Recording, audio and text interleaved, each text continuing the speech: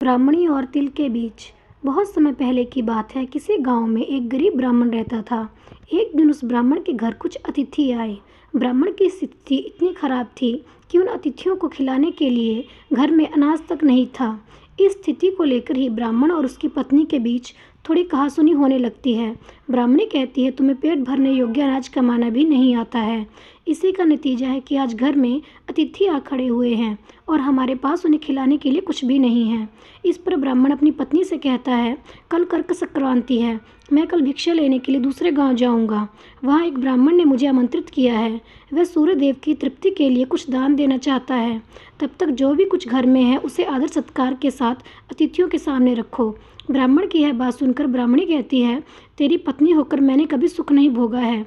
ना कभी खाने का मेवा मिष्ठान मिला, ना ही ढंग के वस्त्र और आभूषण। आज तू कह रहा है कि जो घर में पड़ा है वो अतिथियों के समक्ष रख दूं। जब कुछ है ही नहीं तो मैं उनके सामने क्या रख दूं? पड़े हैं तो बस एक मुट्ठी तिल। तो क्या अतिथियों के सामने सूखे तिल रखना अच्छा लगेगा? पत्नी की बात सुनकर ब्राह्मण कहता है, ब्राह्मणी, तुम्हें ऐसा बिल्कुल भी नहीं कहना चाहिए। कारण यह है कि इच्छा के अनुसार किसी भी मनुष्य को धन की प्राप्ति नहीं होती है। जरूरी है तो पेट भरना, और पेट भरने योग्य अनाज तो मैं ले ही आता हूँ। अधिक धन की चाहत अच्छी नहीं। ऐसी इच्छा का तुम्हें त्याग कर देना चाहिए। अधिक धन की इच्छा के चक्कर में मनुष्य के माथे पर शिखा बन जाती है।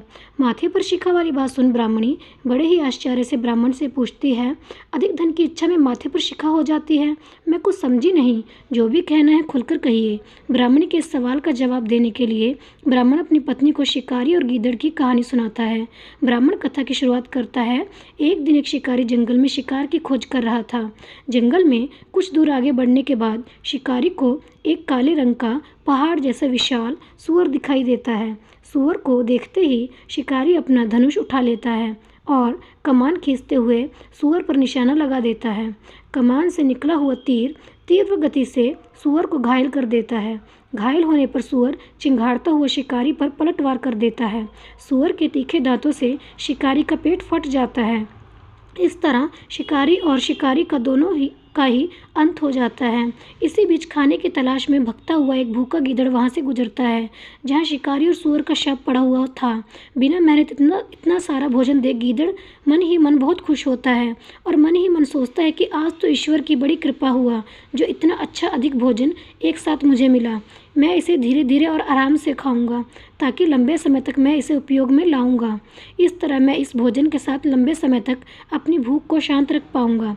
इन सभी बातों पर विचार करते गीदड़ सबसे पहले छोटी छोटी चीज़ों को खाना शुरू करता है। तभी उसे शिकारी के मृत शरीर के पास धनुष पड़ा दिखता है। गीदड़ के मन में पहले उसे ही खाने का विचार आता है और वह धनुष पर चढ़ी डोर को चबाने लगता है। गीदड़ के चबाने से धनुष पर चढ़ी डोर टूट जाती है और डोर के टूटने से धनुष का एक सिरा वेग के साथ गीदड़ के माथे को भेदता हुआ ऊपर से निकल आता है। गीदड़ के माथे को भेद कर धनुष का जो सिरा गीदड़ के सिर पर निकल आता है, वह ऐसा प्रतीत होता है मानो गीदड़ के माथे पर शिखा निकल आई हो। घायल होने के कारण कुछ देर बाद गीदड़ की भी मौत हो जाती है। इतना कहते हुए ब्राह्मण कहता है, ब्राह्मणी, इसीलिए मैं कहता हूँ कि ज़रूरत से अधिक लोभ से माथे पर शिखा आ जाती है। यह कथा सुनने के बाद ब्राह्मणी कहती है, ठीक है, अगर ऐसी ही बात है तो मैं घर में जो मुट्ठी भर तिल पड़े हैं उन्हीं को मैं अतिथियों को खिला देती हूँ। ब्राह्मणी की यह बात सुनकर ब्राह्मण संतुष्ट होता है और भिक्षा मांगने के लिए घर से बाहर निकल जाता है। वहीं ब्राह्मणी भी घर में पड़े तिल को धूप में सुखाने के लिए फैला देती है। तभी कहीं से एक कुत्ता आ जाता है और उन साफ तिलों पर पेशाब कर देता है, जिससे सभी तिल खराब हो जाते हैं। तिल के खराब हो जाने पर ब्राह्मणी काफ़ी परेशान हो जाती है और सोचती है, यही तो तिल थे जिन्हें पका कर मैं अतिथियों को खिला सकती थी। अब मैं क्या करूं? काफ़ी देर सोचने के बाद ब्राह्मणी को एक तरीका सूझा। उसने सोचा कि अगर वह गंदे तिलों के बदले साफ तिल देने की बात कहेगी तो कोई भी आसानी से मान जाएगा। साथ ही किसी को भी इन तिलों के खराब होने की बात पता नहीं चलेगी।